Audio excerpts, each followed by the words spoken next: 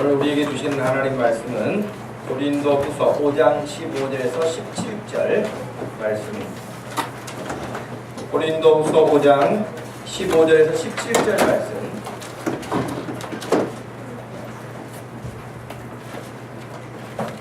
말씀을 찾으셔서 함께 읽도록 하겠습니다.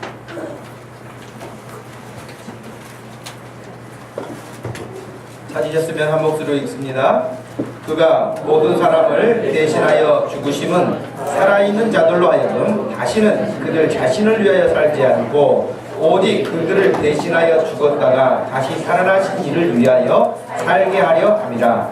그러므로 우리가 이제부터는 어떤 사람도 육신을 따라 알지 아니하노라. 비록 우리가 그리스도도 육신을 따라 알았으나 이제부터는 그같이 알지 아니하노라. 그런즉 누구든지 그리스도 안에 있으면 새로운 피조물이라. 이전 것은 지나갔으니 보라 새 것이 되었도다. 아멘. 17절 말씀만 한 번 더 읽어보시기 바랍니다.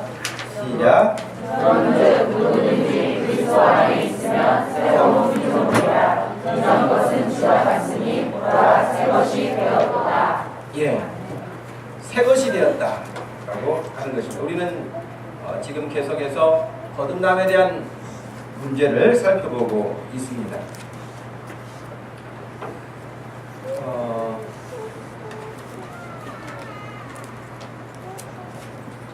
이 사진을 보면 여러분 지금 이 사진이 무슨 사진, 뭐 하기 위한 사진인지 금방 아시겠죠? 예, 성형수술이라고 하는 것이에요. 성형수술. 우리 성도들 가운데 혹시 성형수술 하신 분 계신가요? 많아요? 요즘에 좀 영이 어두워지시는 것 같아요. 우리 중에는 없어요. 제가 알기로는 성형수술 하신 분들 그렇게 말고 없는 거예요. 이제 타고날 때 잘 태어나서 성형을 하지 않아도 될 만큼 되신 줄로 알고 감사하시길 바랍니다. 그 포항에 있는 그 목사님 지난번 우리 설교 한번 보았을 때 거기는 여러분 쌍꺼풀 수술하는데 보통 요즘에 얼마 한다고 하더라고요. 쌍꺼풀 수술하는데. 근데 쌍꺼풀 수술이 타고날 때부터 이렇게 쌍꺼풀이 되어가지고 태어난 사람은 늘 하나님 앞에 감사한금을 해야 된다, 그런 이야기를 했어요. 혹시 쌍꺼풀 옆에 있는 사람 보세요. 감사한금을 해야 됩니다. 네. 코를 세우지 않아도 오똑한 사람은 역시 하나님 앞에 코 감사한금을 해야 되지 않겠습니까? 그렇게 생각한다면 여러분 정말 감사할 일이 너무 많죠. 매사에 모든 것에 다 감사해야 되죠. 이 지금 사진에 소개되고 있는 이분은 브라질에서 태어난 클라우디아 리보스아 감독이 성형에 대한 정말 중독된 가족을 중심으로 해서 영화를 한 편을 만들었어요. 영화 제목도 여러분 우리 가족은 성형 중독.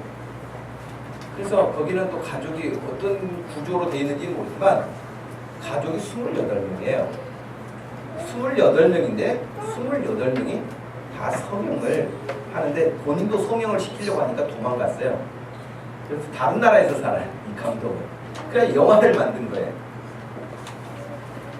참 이런 걸 생각한다면 성형이라고 하는 것이 어떤 장애를 가지고 있는 사람들에게 있어서는 참 필요한 부분이기도 하지만 그렇지 않은 사람들에게 있어서는 그 중독이에요. 우리나라 사람입니다. 23번 성형을 한 사람이 우리나라 사람. 야, 대단하다. 죽기를 각오하고 성형을 한 사람이 어떻게 23번. 근데 여러분 이쁩니까? 문제는 이렇게 성형을 많이 했는데 예쁘지 않다. 그리고 본인도 만족하지 못한다는 거예요.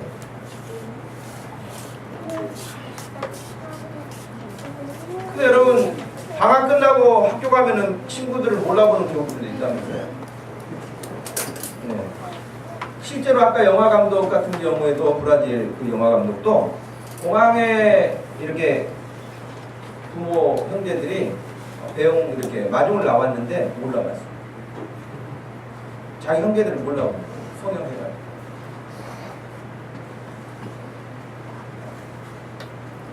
물론 이런 부작용도 굉장히 많습니다. 여러분 손을 안 대으면 더 예쁜 사람들이 손 대가지고 아주 갑작스럽게 노화 현상이 일어난다거나 더 얼굴의 어떤 부분들이 문제가 생겨가지고 입이 잘 다물어지지 않는다거나 계속 침을 흘린다거나 하는 부작용들도 커요. 그러니까 여기 계신 여러분들 제가 봤을 때는 다 멋있고 예쁘니까 성형이랑 아예 생각하지 마시기 바랍니다. 네.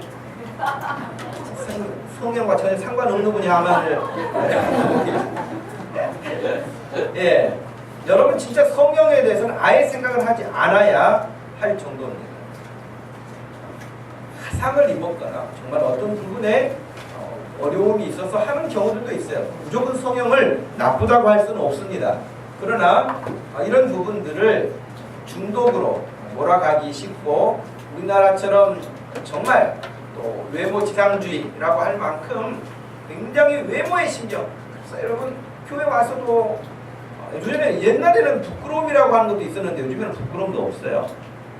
아가씨들도 여러분 차에 앉아가지고도 바로 그냥 립스틱 바르는 걸 내가 여러 번 봤고요.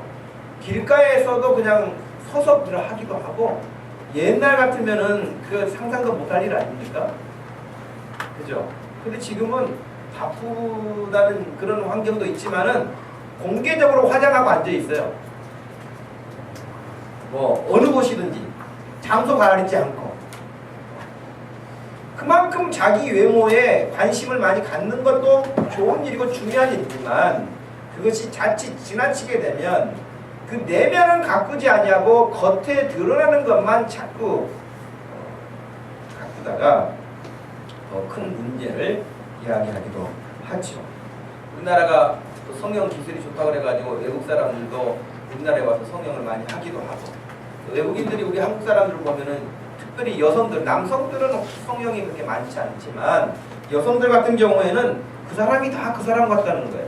외국인들 눈에 보일 때 코는 누구처럼 해주세요. 눈은 누구처럼 해주세요. 뭐 입술은 누구처럼 해주세요.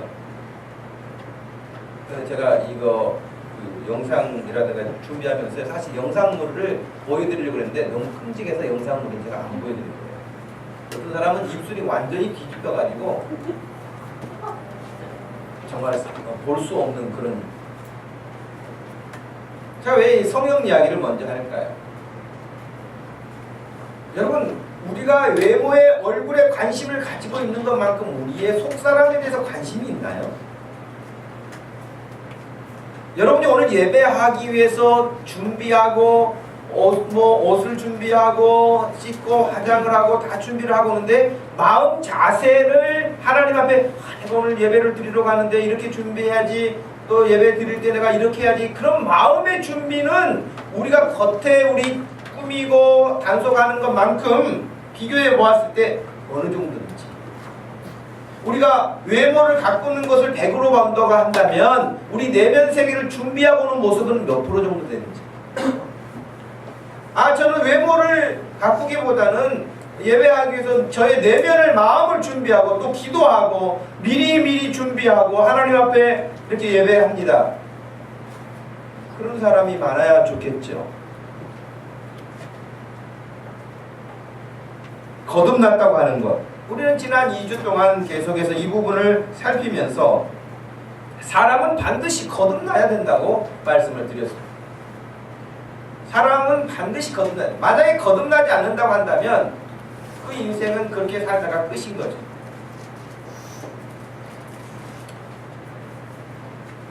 그런 모습으로 우리의 삶이 끝난다고 한다면 그 끝은 너무 비참한 일인데 사실은 그 일을 사람들이 잘 모르고 그냥 살아갈 뿐이죠. 그래서 사람이라고 한다면 반드시 거듭나요. 개는 거듭날 필요가 없어요. 개는 거듭날 필요가 없고 소도 거듭날 필요가 없고요. 닭도 거듭날 필요가 없어요.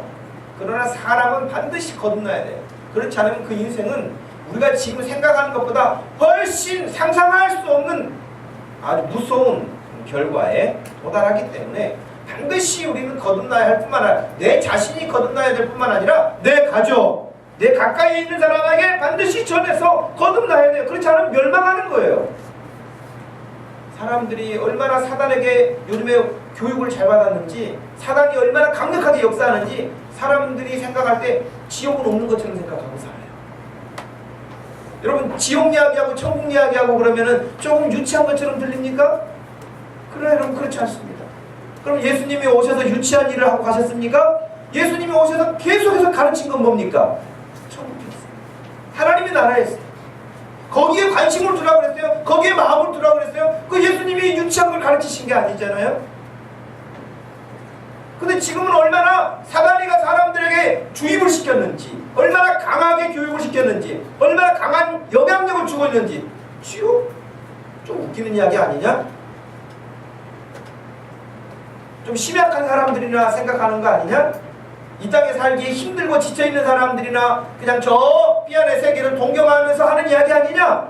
하면서 이 땅이 천국이지, 이 땅에서 즐겁게 살아야지 라고 하면서 천국에 아예 관심도 없고 지옥에 대해서는 아예 무시하는, 그러나 그 인생이 예수 그리스도를 만나지 못하고 거듭나지 못하고 죽는다면 바로 그의 인생이 이 땅에서 생명이 끝나는 날 그는 깜짝 놀라게 될 것입니다.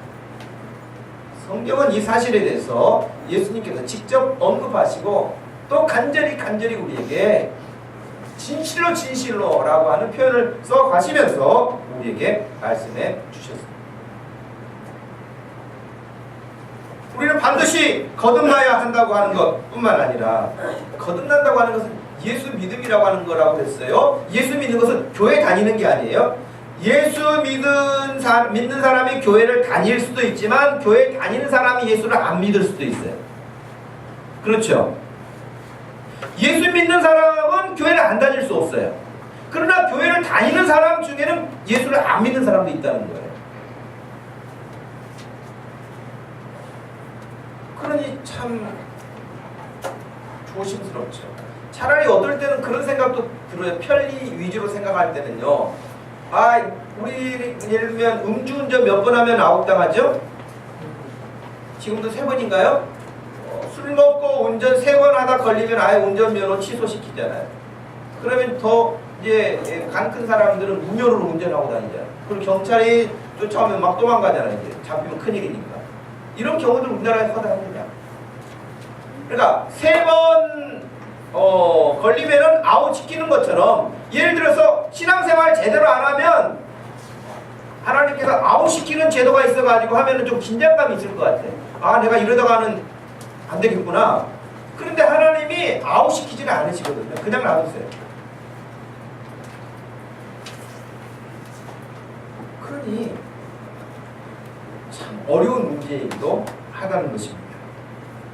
예수 그리스도를 내가 진짜 믿는지, 믿는 것 같기는 한데, 머리로 믿는 것 같기는 하는데 실제 생활에서는 예수 믿는 사람이나 안 믿는 사람이나 별 다를 바 없는 그런 가치관이나 세계관을 가지고 살아가는 그런 수준. 여러분, 최근에 우리나라의 내각들을 세우기 위해서 청문회 하는 것들을 다 보셨을 것입니다. 우리나라가 지금 청문회를 처음 하는 거 아닙니다만은 청문회 그 대상자들, 후보들 여러분 보시면은 정말 다니엘처럼 정말 훌륭한 사람이다, 흠잡을 데가 없거나 그런 사람이 없다는 거예요. 그죠? 그리고 요즘에는 뻔뻔해졌어요. 그리고 청문회 나가가지고 죄송합니다, 잘못합니다 그러면 다 되는 줄 알아요. 잘못한 것에 대해서 책임을 져야 되는데 책임진다는 말도 없고요. 그리고 그것이 너무 보편화된다. 그러니까 이제 우리 국민들도 정서적으로 생각하기를 다 거기서 거긴데 얼마나 그러겠어. 옛날에 다 그랬는데. 누가 옛날에 다 그랬습니까? 여기 계신 분들 가운데 학군 때문에 위장 전입한 사람 있습니까? 없죠. 여러분이 아파트 다운 계약서 써가지고 세금을 안 내거나 돈을 좀 더 적게 내고 그런 사람 있습니까? 없죠. 다른 사람에게 뇌물 받아가지고 편리를 받은 사람이 있습니까? 우리는 해당 사람은 없어요.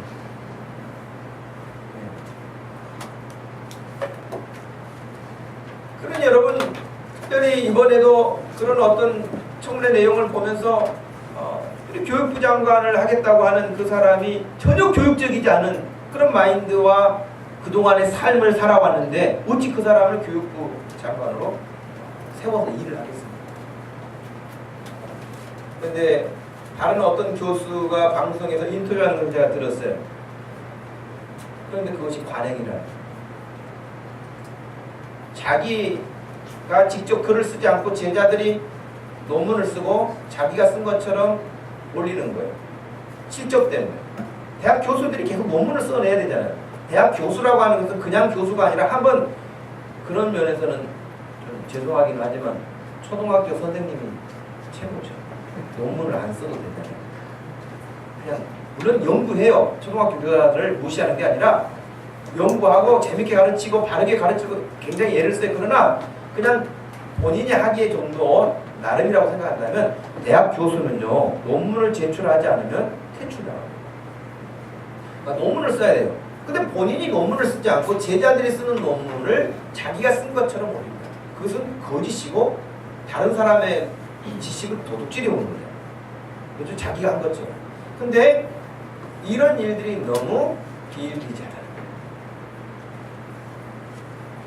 그래서 어떤 그 대학 교수가 하는 말이 자기도 그런 이야기를 수없이 많이 들어왔고 그런다는 이야기예요. 그것이 관행처럼 되어 있다고 그 후보자가 이야기하는 것을 보면서 참 비참함을 느끼죠.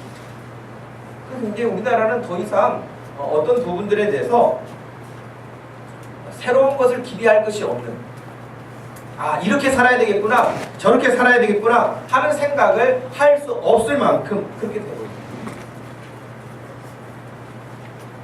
교회도 마찬가지일 거예요. 제가 알기로는 교회도 목회자가 너무 바쁘니까 부교육자들이 다 칼럼 같은 경우도 써서 내보내고 담임 목사 이름으로 칼럼을 이렇게 하는 그런 경우는 제가 여러 번 봐왔어요. 심지어는 설교까지도 그러는 경우도 있다고 들었어요. 설교도 다 다른 사람이 작성하고 앞에 가서 읽기만 하는 거예요. 8.15 광복절 축사하는 것도 아니고. 이것이 너무 관행처럼 점점점 사람들 마음의 양심을 자극해가지고 새롭게 깨어나게 하는 것이 아니라 무디게 만드는 거예요. 누구도 다 그런다는 거예요. 나도 그렇고 너도 그렇고 뭐 교회도 그렇고 사회도 그렇고 다 똑같다는 거예요.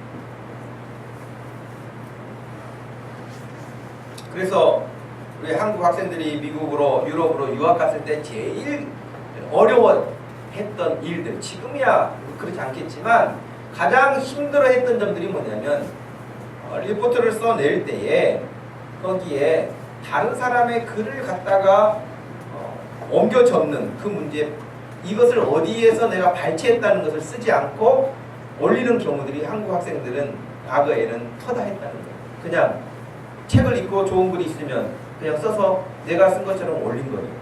그러나 외국에서는 정확하게 누구 글을 인용하게 된다면 이 책 어디에서 이것을 인용했다고 하는 걸 밝히게 돼 있어요. 그러니까 그것이 훈련이 안 돼 있다 보니까 한국 사회에서 외국 나가가지고 논문 쓰고 레포트를 제출하고 할 때에 그런 문제로 가장 힘들었다는 거예요. 근데 그런 부분들이 많이 개선되어 가는데도 불구하고 우리의 신앙생활 역시 예수 그리스도를 믿는데도 불구하고 별다를 바 없는 그런 모습으로 끝난다면 우리가 예수 그리스도를 진짜 잘 믿는 건가, 바르게 믿는 건가 하는 것에 대해서 다시 점검하지 않을 수 없습니다. 그럴 수는 있어요. 잘 몰랐어요. 그냥 이런 정도는 괜찮은 줄 알았어. 그렇게 아예 인감된 사람들은 여러분 정말 그럴 수 있잖아요. 몰라서 그런 거예요.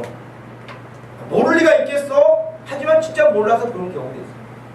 여러분, 백인들이 흑인들을 차별할 때에 백인들이 흑인을 어떤 정도로 생각했을 것 같아요, 여러분? 1번 사람으로는 보았을 것이다. 그래도 사람으로는 보았을 것이다.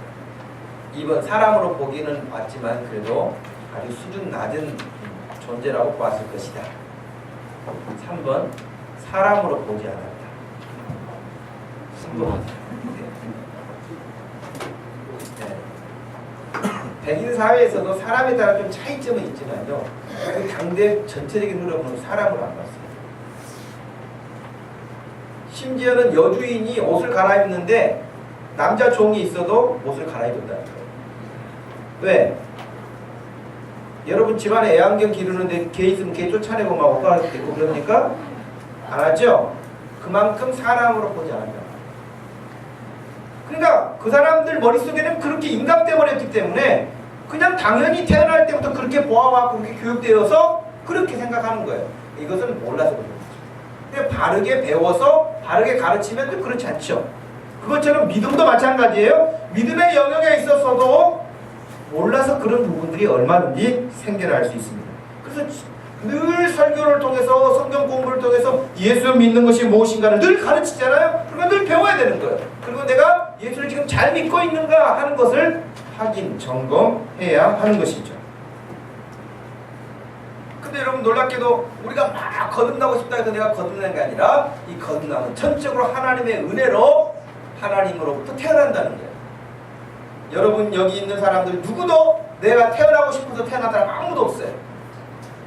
여기 있는 사람 누구도 그래요. 그것처럼 거듭남도 마찬가지예요. 거듭나는 것도 내가 거듭나고 싶다 해서 거듭나는 게 아니라 하나님으로부터 태어나요. 그것이 과정상에 있어서 친구를 따라 교회에 올 수도 있고 말씀을 듣고 거듭날 수도 있고 기도하는 중에 찬송하는 중에 내가 하나님을 만날 수 있어서 그런 역사가 일어날 수 있지만 그러나 그 모든 것들은 다 하나님으로부터 옵니다. 하나님으로부터 거듭나요. 내가 예수님 믿을 수 있는 것 내가 똑똑하고 지혜가 있어서가 아니라 하나님이 나를 예수 믿도록 불러주셔서 믿음을 주셔서 믿는 하나님의 은혜라는 사실. 지난주에 고린도전서 12장 3절에 누구든지 성령님이 감동 주시지 않으면 절대 예수님을 자기의 주님이라고 고백할 수가 없다. 그러니 여기서 예수님이라고 믿고 있는 예수님을 구주로 영접하고 있는 저와 여러분들은 성령께서 이미 와 계신 성령께서 각자의 심령 가운데 와 계세요. 그러나 어떤 사람 가운데는 성령님이 너무 기뻐하시는 사람도 있고 어떤 사람은 성령님이 너무 근심하는 사람도 있어요. 성경에는 성령을 근심케 하지 말라 그랬거든요. 내 마음에 이미 예수 믿기 때문에 성령님은 와 계시는데도 불구하고 성령님을 기쁘시게 하는 사람이 있어요. 그 사람은 어떤 사람이겠어요? 성령 충만한 사람. 성령 충만한 사람은 늘 예수님을 생각하고 성령님께서 가르치시는 것을 따라서 살아요. 그런데 성령님을 근심케 하는 사람은 누구겠어요? 성령님이 말씀하시는 것을 따라 살지 않아요. 성령님이 기뻐하시는 것을 하지 않아요. 그러니 성령님께서 근심합니다. 떠나시지는 않지만 속상해 하시는 거예요. 저는 여러분과 함께 하신 우리 성령님께서 늘 여러분으로 인해서 즐거워하고 기뻐할 수 있기를 축복합니다. 네.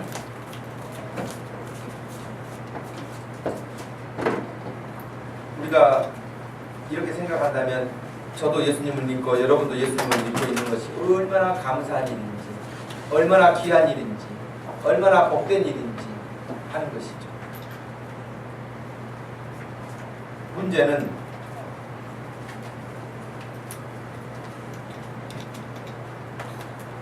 여러 가지 일들을 만나서 우리에게 주신 이 귀한 믿음을 잃어버린다. 귀한 믿음을 잃어버리는 사람들이 생기는데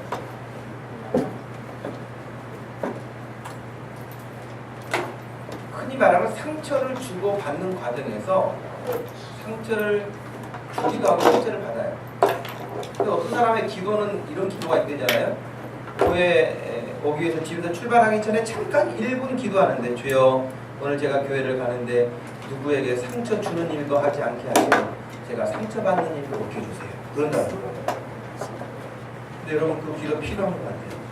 내 언행을 잘해서 누구에게 상처 주는 말도 안 해야 되겠고 상처를 혹시 받을 만한 그런 어떤 일을 만난다 할지라도 받지 않도록 내 자신을 지키는 거 그게 중요해요.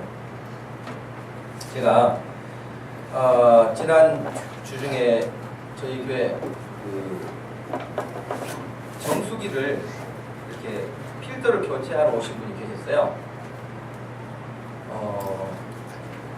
근데 그분 이제 저는 밖에 가서 전도하기 참 어렵고 교회 찾아오는 사람이라도 전도하려고 이제 애를 쓰는데 그 사람을 만나가지고 필터를 교체하는데 한 30분 걸리더라고요. 근데 전에 다니던 사람이 아니고 새로 오신 분이었어요. 근데 내가 참 전화도 잘 받아야겠다. 그 생각을 했는데 이제 처음 오니까 이제 전화를 했죠. 몇 시에 계시냐, 언제 가면 좋냐. 그냥 언제 이렇게 오세요. 그랬더니 시간을 자꾸 이렇게 저렇게 하니까 좀 짜증나가지고 좀 투명스럽게 하고 싶은 그 말투가 여기까지 올라왔는데 좀 참고 제가 사무실에 있으니까 오세요. 그랬거든요. 그렇게 해서 와서 이런 이야기 저런 이야기 하면서 교회는 나가십니까? 예수를 믿으십니까? 그러더니 전에 믿었대. 그럼 지금 이야기는 뭐예요? 지금은 안 나간다. 그러면서 자기 상처받은 이야기를 집사였대요. 전에 부역장이었대요. 근데 지금은 교회가 안 나가요. 왜 안 나가냐? 자기가 교회 나갈 때 어떤 권사님, 그 권사님 남편은 교육적인 장학사였대요. 괜찮게 사는 집이죠. 근데 하여튼 그 권사라고 하는 분에게 어찌됐든 간에 돈 3천만 원을 빌려주게 됐는데 결국 그것을 못 받게 됐어요. 사기를 당했어요. 그것을 10년 갚아야 돼요. 자기 남편하고 자기 남편이 하는 말이 몹쓸 병에 걸려서 병원 치료받았다 생각하자 하고 10년을 갚았다는 3천만 원. 여러분 3천만 원 갚기 쉽지 않잖아요. 10년간 3천만 원 갚을 때마다 무슨 생각이 들었겠어요? 그 권사를 생각할 때 좋은 생각이 들었겠어요?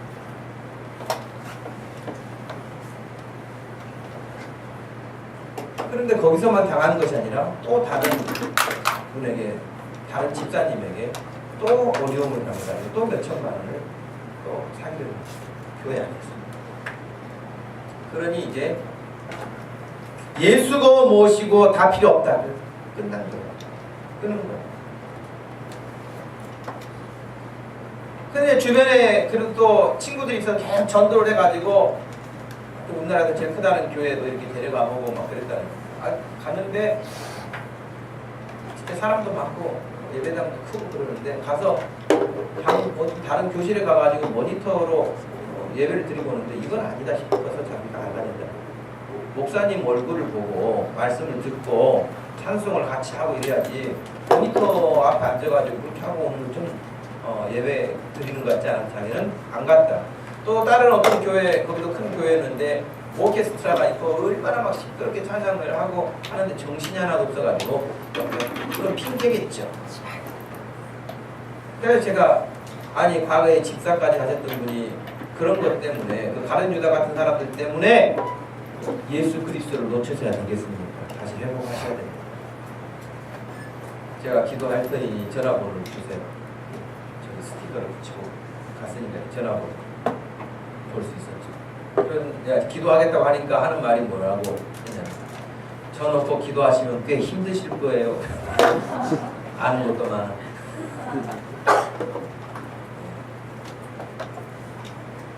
상처가 저는 상처 준 사람도 상처 받은 사람도 둘 다 문제라고 생각합니다. 그들이 진짜 예수님을 만났을까? 진짜 예수님을 만났다면 상처 줄 그런 사기를 치지 않겠죠. 진짜 예수를 만났다면, 진짜 예수를 만났다면 사기를 당했을지라도 예수님을 버릴 수는 없죠. 이게 문제인 거예요, 여러분. 제가 군대 생활할 때도요, 그 행정실에 주임상사 한 분이 새로 부임하셨어요. 막 전도하기 위해서 그 주임상사에게 뭐 친절하게도 하고 또 그분이 이사한다 그러니까 또 이렇게 영에 바로끼고 나가가지고 이삿짐도 날리고 막 이런 일도 했었거든요.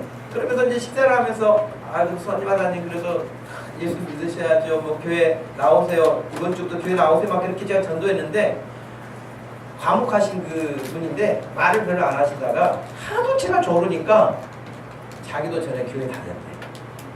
근데 왜 안 다니세요? 내가 그랬더니 거기도 사기를 당한 거예요. 자기 돈 교회 군인 교회를 같이 다녔는데 자기 돈 가져간 사람이 돈 안 갚는다. 그 집사. 자기 다니기 싫다는 거예요.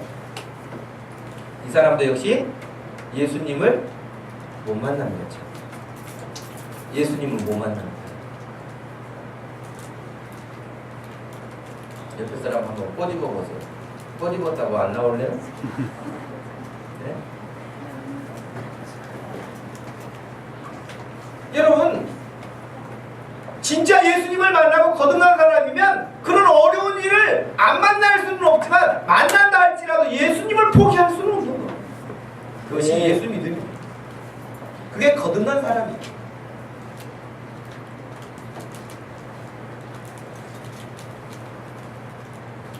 지금 대한민국에는 이런 유사한 일로 인하여서 교회를 나가지 않는 그런 사람을 신문에서는 가나안 성도라고 그렇게 말하는데, 가나안, 안 나가, 말도 잘 지어내요.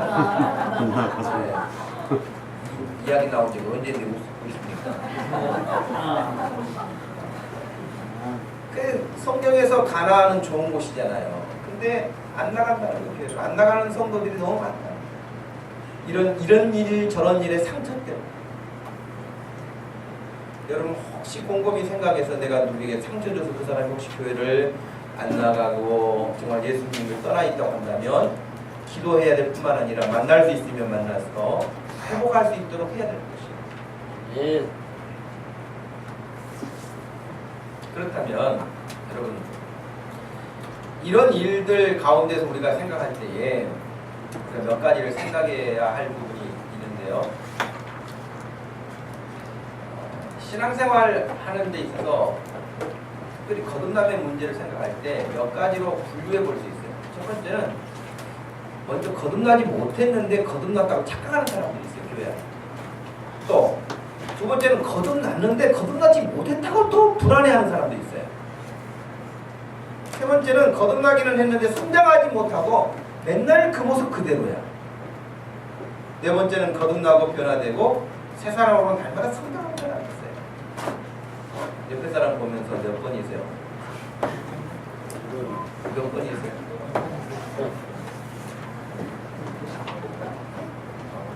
여기는 분명히 여러분, 이 중에 우리는 어디에 속할 겁니다. 먼저 거듭나지 못했는데 거듭났다고 착각하는 사람들은 이단들이에요. 기본적으로 이단들은 다 여러분 거듭난 사람들이 아니에요. 그 사람들 신천지 간 사람들이 거듭난 사람들이겠습니까? 그렇지 않습니다.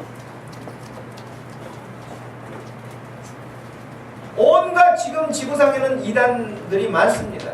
이단들이 많은데 그들은 다른 가르침이 아니고 거짓된 가르침, 사단이가 수없이 많이 만들어 놓은 사설 기관들과 같은 것이죠.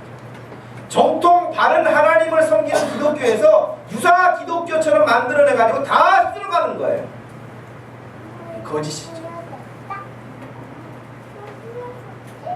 그런데 아예 이단은 분리하기가 쉬워요. 이단은 이렇게 분류해내기가 쉬운데, 문제는 한 교회 공동체 안에 있을 때에 구분이 잘 안 간다는 거예요. 그리고 본인들도 잘 모른다는 거예요. 그냥 교회 열심히 다니고 사람들하고 관계 좋으니까 자기가 예수 잘 믿는 것으로 착각할 수 있어요. 대인관계 좋은 거하고 예수 잘 믿는 거하고 여러분 똑같지는 않습니다. 예수 잘 믿기 때문에 누구하고도 대인관계가 좋을 수도 있지만, 대인관계가 좋기 때문에 예수 잘 믿는 거라고 할 수는 없다는 거예요. 타고나기로 사교적인 사람이 있어요. 진짜 그 사람은 모든 사람들하고 잘 교제하고 장애물이 없는 사람도 있어요.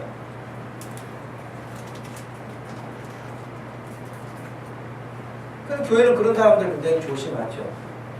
교회 온 지 얼마 안 됐는데 너무 막 사교적인 사람은 수상하잖아요. 그런 사람은요, 교회 사기꾼들, 교회 와서 사기치는 사람들의 유형 가운데 하나가 처음에 와서 열심히, 아주 열심히 그리고 막 목사님 막 이렇게 띄우고, 그 목사님도 속아요. 설교 너무 은혜 받았다고 하고.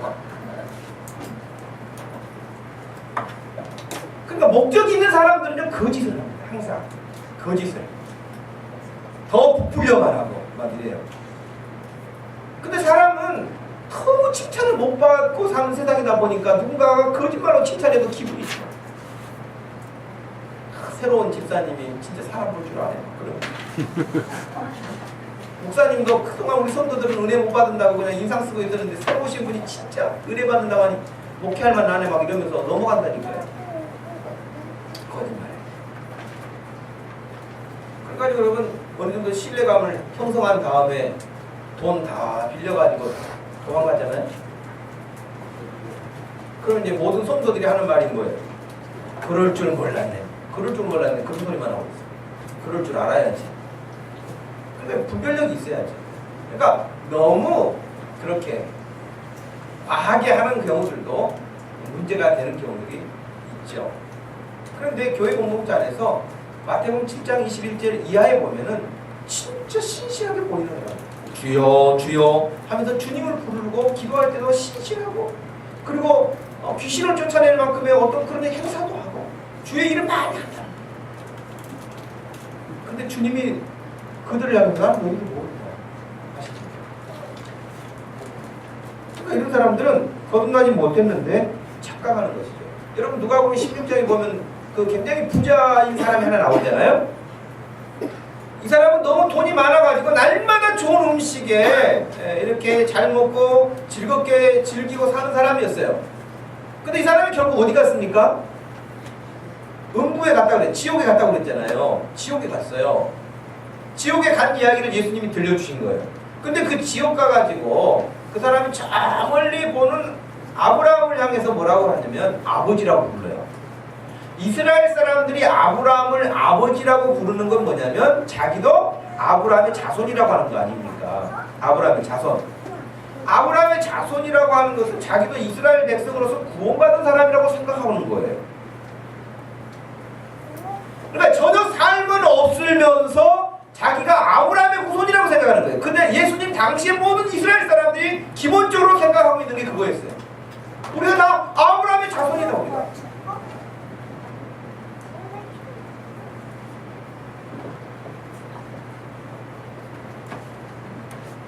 거듭나지 못했으면서 거듭났다고 착각합니다.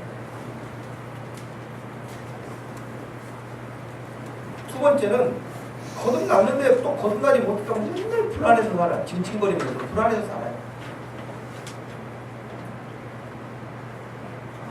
예수 믿음이 확실하고 예수 그리스도가 나에게 오셔서 내 삶이 변화되어지고 내가 어떻게 살아야 될 것인가 명확해지면 그것만큼 명확한 것이 어디 있겠어요. 근데 거듭나는데 거듭나지 못했다고 불안해하는 사람 성경에서 찾으라고 한다면 갈라디아 교인들이에요.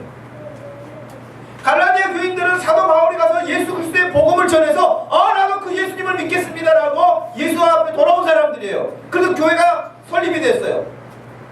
그리고 바울 선생님이 이제 떠난 다음에 유대인들이 와가지고 하는 말이 바울 선생님이 가르쳐준 그것만 믿어가지고는 절대 구원 못 받는다. 그러니까 갑자기 흔들린 거예요. 그럼 어떻게 해야 됩니까? 율법도 지켜야 된다. 할례도 받아야 된다. 안식일도 지켜야 된다. 절기도 지켜야 된다. 막 이런 이야기를 다 하고 나니까 예수님 플러스 뭔가를 더 하는 거예요. 갈라디아 교회가 그랬거든요.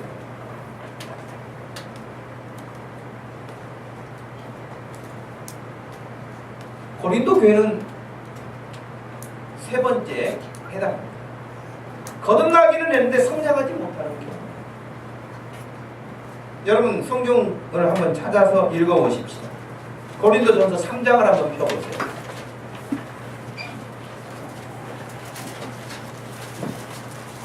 고린도전서 3장 1절과 2절 말씀만 읽어보겠습니다. 시작. 형제들아, 내가 신령한 자들을 대함과 같이 너희에게 말할 수 없어서 육신에 속한 자 곧 그리스도 안에서 어린 아이들을 대함과 같이 하노라. 내가 너희를 저주로 먹이고 바보로 아니하노니 이는 너희가 감당하지 못하였으니와 지금도 못하리라. 아니 지금 태어난 지가 지금 초등학교를 들어가게 됐는데 엄마가 정말 찾고 있다는 거예요. 이유식도 못 되고 밥은 아예 줄 수도 없고 정상적인 발육 과정이 아니잖아요. 근데 지금 고린도 교회 성도들이 어린아이의 모습이어서 젖을 줬는데 지금도 밥을 줄 수가 없다는 거예요. 그럼 그들이 거듭나지 않았냐? 거듭났어요. 거듭났다고요. 고린도전서 1장 1절에 보면 성도들이라고 그랬거든요. 하나님의 백성들이라고 그랬거든요. 거듭납니다. 예수 믿은 것이죠. 그래서 교회가 생긴 것이죠. 그랬는데 그들의 믿음이 자라지를 않네.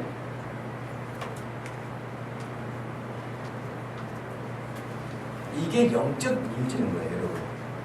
그래서 여러분 1절에 그랬잖아요. 육신에 속한 자 곧 그리스도 안에서 어린 아이들을 대함과 같이.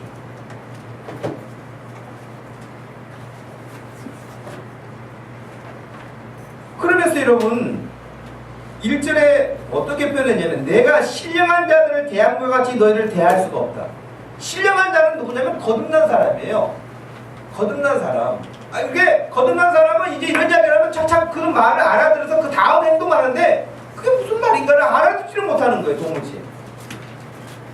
그래서 더 이상 말할 수가 없어서 육신에 속한 자, 아직 거듭나지 못한 자 수준과 같은 이야기를 한다는 거예요.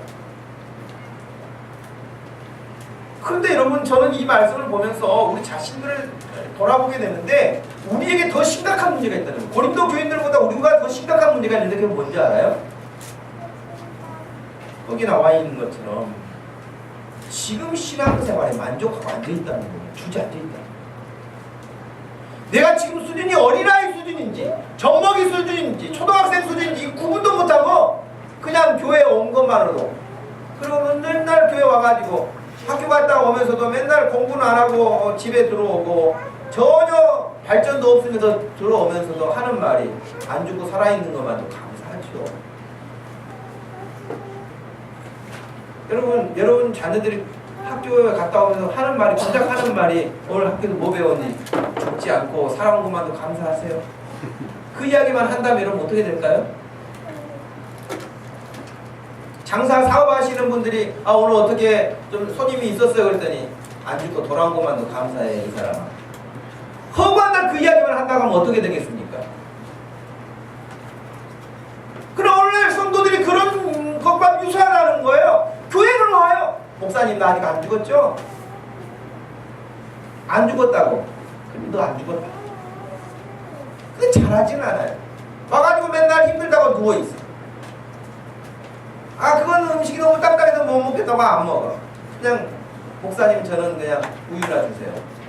젖이나 주세요. 잘하진 않아요. 믿음도 안 자라요. 생각도 안 자라요. 그런 경우들이 거듭나기는 했는데 성장하지 못하는 사람들이 있다는 거죠.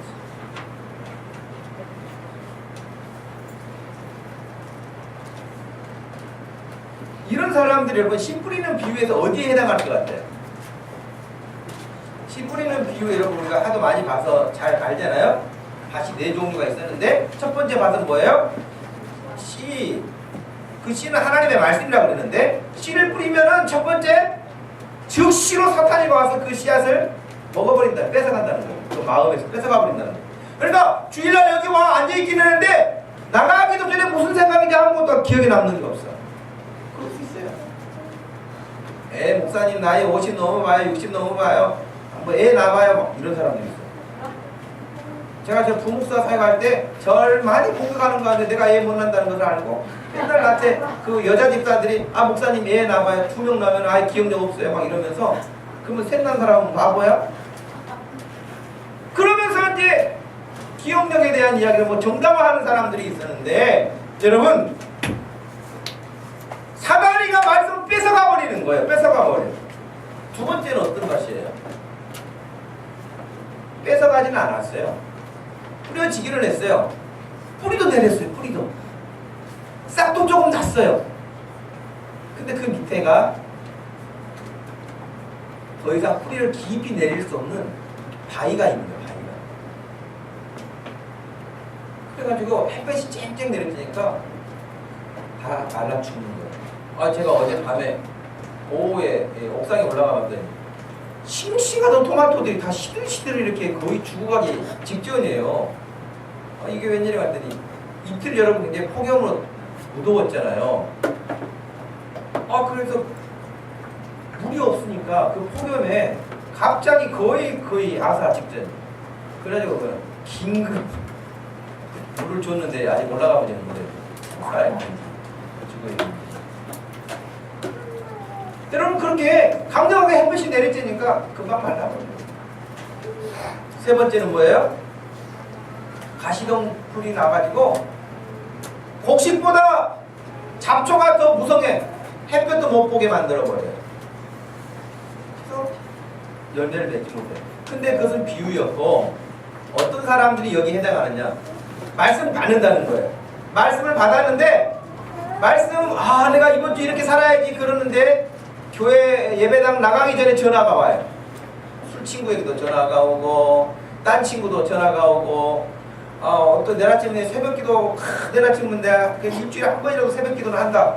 그랬더니 또 밤에 나와가지고 뭐 이야기하자 그러고 내일 또 무슨 일을 하자 그러고 그래서 결국에는 말씀대로 살려고 그러는데 다른 일들이 와가지고 그렇게 못하도록 해버린다는 거예요. 그때 자기 중심을 잡고 아니야 내가 내일 중요한 약속이 있어가지고 좀 미안하다. 그래가지고 하나님 앞에서 약속을 지켜야 되는데 하나님의 약속은 늘 뒤로 밀려. 월요일날 못 가면 화요일 가지, 화요일 못 가면 수요일 가지, 이번 주 못 가면 다음 주 가지, 올해 못하면 내년에 하지. 어찌 그리 너그러운지. 아주 대인배들이 다 여기 살아. 그래가지고 긴장감이 없어요. 그런 믿음이 나타납니다. 그러다가 조금이라도 또 자기의 내가 말씀대로 살려고 했는데 좀 어려운 일이 와요, 힘든 일이 와요. 그러면 내가 언제부터 믿음 좋았다고 내 주제를 알아야지. 그러면서 바로 거꾸로져요. 그런 사람들이 성장하지 못해요. 성장하지 못하면 어떻게 될까요? 성장하지 못하면 보는 사람마다 안타깝게 말해요. 여러분의 자녀들이 잘 건강하게 제 나이에 제 키가 나오고 체중도 제 체중이 나오고 그래야지 자라지도 않고 체중도 안 나오고 그러면 얼마나 근심거리가 됩니까? 그죠? 근심거리가. 우리 믿음이 자라지 않으면 주님이 보실 때 얼마나 속상하시겠어요? 그죠?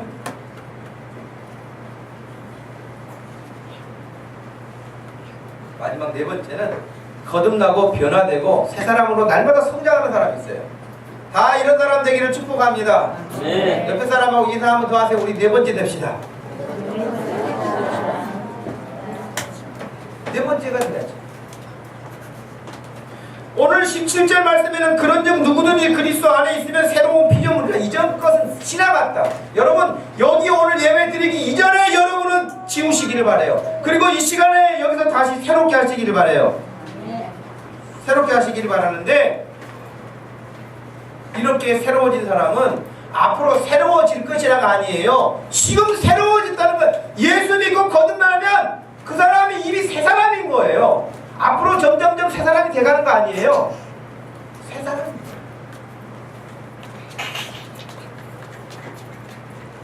이런 새 사람에게는요 몇 가지 일이 생기는데 특징이 있는데 첫 번째는 영적 분별력이 생겨요. 거듭난 사람 그 사람은 어떻게 사느냐? 영적 분별력을 가지고 살아요. 이건지 저건지 분별이 가능한 거예요. 시간을 어떻게 써야 되는지 분별이 가능한 거예요. 내가 지금 여기서 뭐하고 있는지 분별이 가능한 거예요. 그전에는 안 보였거든요. 근데 보여요. 구분이 돼요. 여러분 오늘 말씀 중에 15절 말씀 같이 한번 읽어봅시다. 15절만 읽습니다. 시작. 그가 모든 사람을 대신하여 죽으심은 살아있는 자들로 하여금 다시는 그들 자신을 위하여 살지 않고 오직 그들을 대신하여 죽었다가 다시 살아나시는 이를 위하여 살게 하여 함이라. 누구를 위해서 살라고요? 예수님을 위해서 살아요. 이전까지는 내가 공부를 해도 내가 출세하려고 공부를 해. 돈을 벌어도 내가 잘 먹고 잘 살려고 돈을 벌어. 내가 무엇을 하더라도 내가 나를 위해서 살았어요. 근데 예수를 딱 믿고 거듭나고 나니까 이제는 어떻게 된다고요? 더 이상 나를 위해서 공부하지 않아요. 나를 위해서 돈 벌지 않아요. 나를 위해서 살지 않아요. 누구를 위해서? 나를 구원해 주신 예수를 위해서 살겠다고 방향이 선회다. 완전 터닝하는 거예요. 그러니 여러분 공부를 예수 믿고 공부 못하는 사람은요 좀 회개해야 돼요. 왜 회개해야 될까요? 자기 공부가 아니에요. 주님의 일을 위해서 공부해야 되기 때문에 더 열심히 해야 되는 거예요. 공부 안 하고 기도만 하고 되는 문제가 아니고 진짜 공부 더 열심히 해야 되지 않겠습니까? 주님을 위해서 공부해야 되는데. 돈 버는 사람 돈 더 열심히 벌어야 되지 않겠습니까? 더 열심히 벌어야죠. 그냥 나 하나 먹고 살면 우리 식구들 먹고 사는 것만 뭐 되면 되죠. 여러분 나는 욕심이 없어요. 누가 욕심 부리라 그래요? 돈 열심히 벌어서 할 일이 많아요. 그런데 열심히 성실하게 안 해가지고 돈을 조금 버는 건 그건 문제가 있어요. 돈 많이 버시기 바랍니다. 노력해야죠. 돈 열심히 벌고 건강관리 여러분 헬스클럽에 가고 뭐 열심히 뛰고 뭐 안 먹고 다이어트하고 그래가지고 뭐 하려고? 그것도 주님 위해서 안 하면 꽝이에요. 관 속에 들어가가지고 예쁘게 화장하고 있으면 뭐 하겠어요? 관 속에 들어가가지고 막 근육 키워갖고 뭐 하겠어요? 그러니 여러분 무슨 일을 하든지 다 예수 그리스도를 위해서. 나 정말 예수님을 위해서 내가 이렇게 해야 돼. 그것이 거듭난 사람의 특징이에요. 영적 분별력이 생기는 거예요. 이게 지금 주님을 위한 일인지 나 하나 편하자고 하는 일인지 구분이 생기기 때문에 예수 믿고 달라지지 않을 수가 없는 거예요. 달라지죠. 두 번째는 거듭난 사람의 특징, 믿음이 성장하는 사람의 특징 어떻게 사느냐? 주님을 위하여 사는 것이 즐겁고 행복해요. 즐거워요. 믿음으로 사는 것이 즐거워요. 그래서 이런 말이 있어요, 여러분. 성령 충만하지 못하고 예수 믿는 것은 가장 큰 고통이다.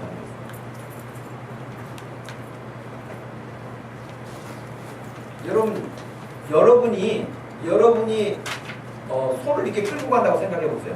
근데 소가 여러분을 잘 따라와서 목적지까지 가면 여러분 쉽잖아요. 좀 더 이렇게 훈련이 된 사람은 아예 소를 타고 가잖아요. 그죠?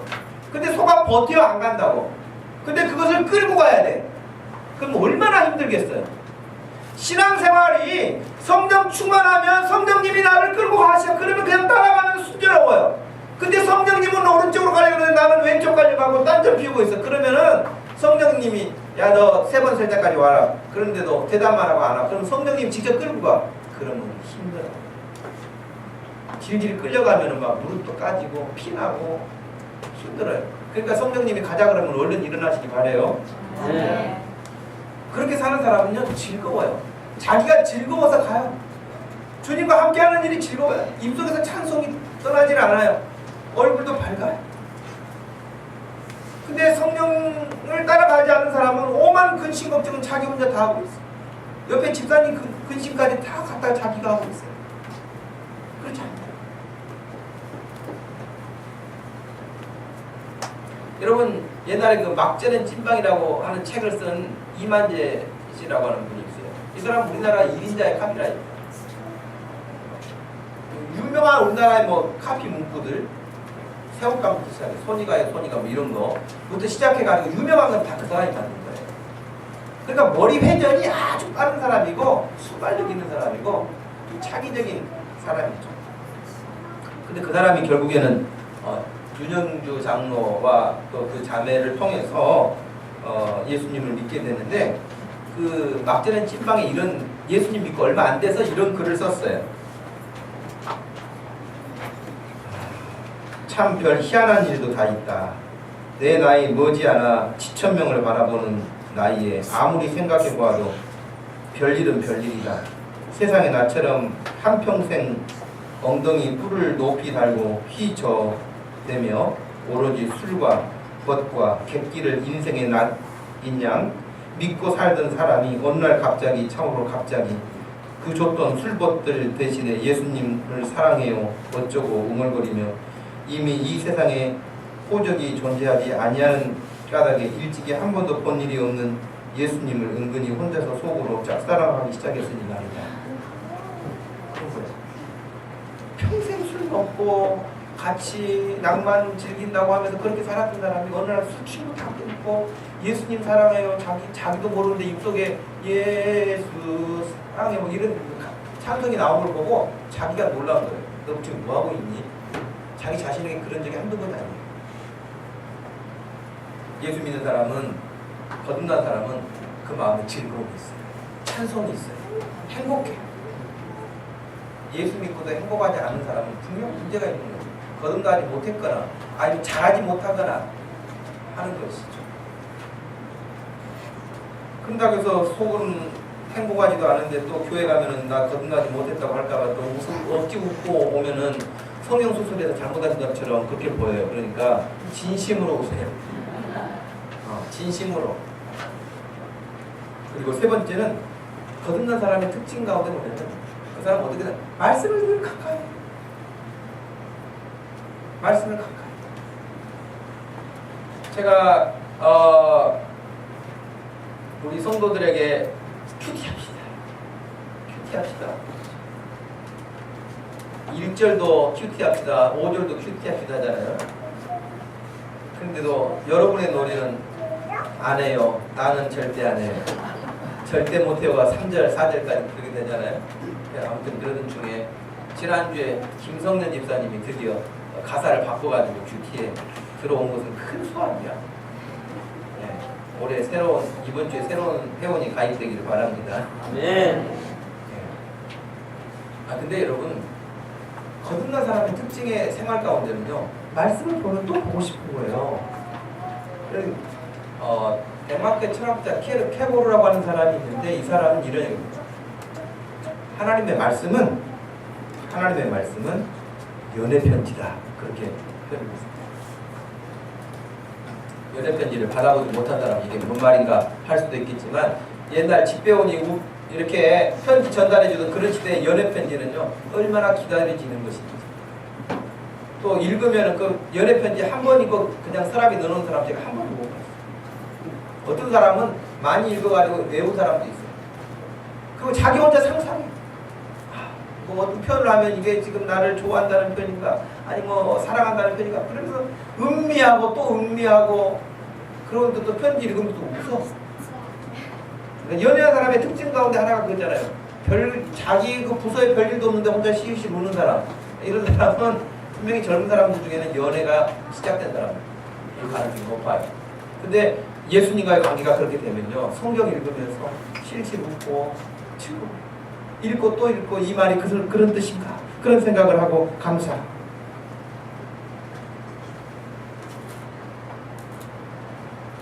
그래서 거듭난 사람의 특징은, 이렇게 하니 믿음이 안 자랄 수가 없잖아요. 믿음이 날마다 자라서 삶이 변화가 있면서 옆에 사람이 알아요.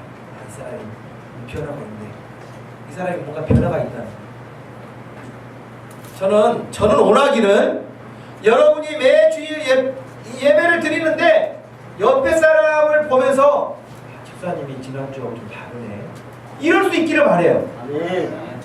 둘이 손잡고 우리 변치 말자 막 그런 소리 하지 말고, 옆에 사람은 얘가 지난주까지는 나하고 그냥 딴짓했는데 왜 갑자기 경건해졌지? 지난주 뭔 일이 있었나? 할 만큼 잘하셔야 된다. 옆에서 같이 찬송을 드려봤지만 전에는 소리가 안 나는데 찬송 소리가 커졌어. 기도 소리가 커졌어. 예배하는 자세가 다 다른 거야. 여러분, 달라지는 것이죠. 날마다 성장하기 때문에 달라질 수밖에 없죠. 말씀을 마칩니다.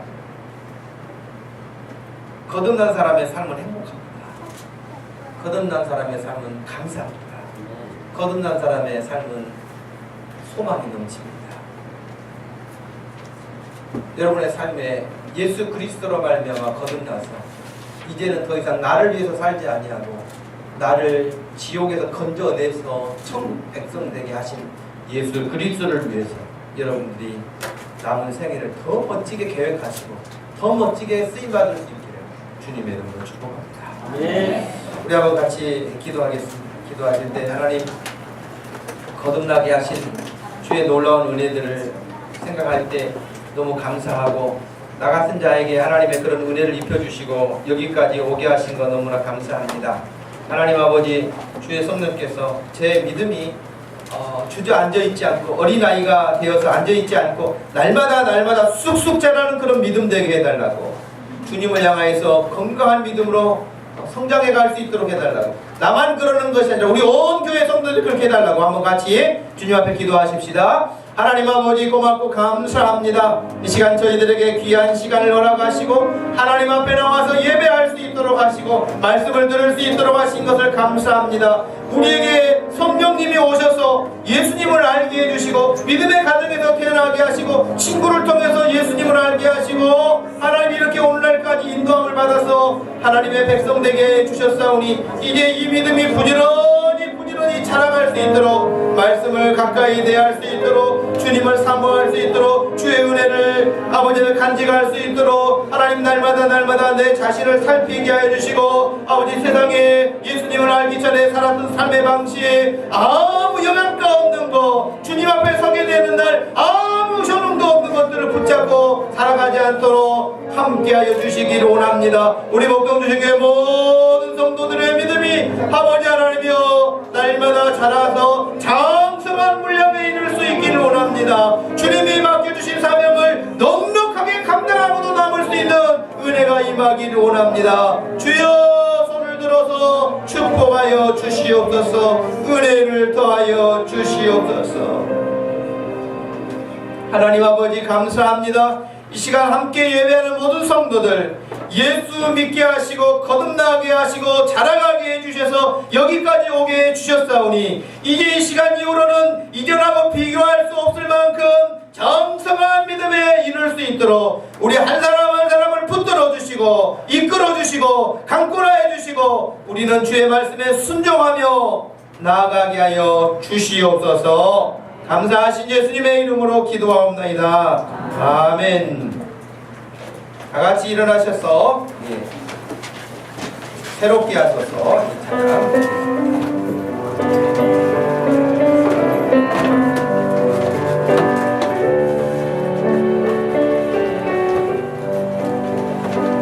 해 아래 새 것이 없나니 이 죄인 살리신 주 보라 새롭게 내린 비종을 주의 놀라운 권능 찬양하세 우리 주 주여 영광 받으소서. 새롭게 하소서. 새롭게 하소서. 새롭게 하소서. 늘 새롭게 하소서.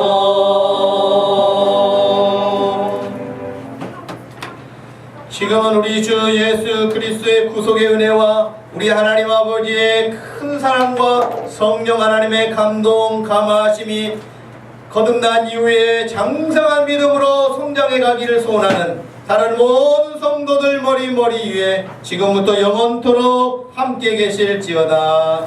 아멘.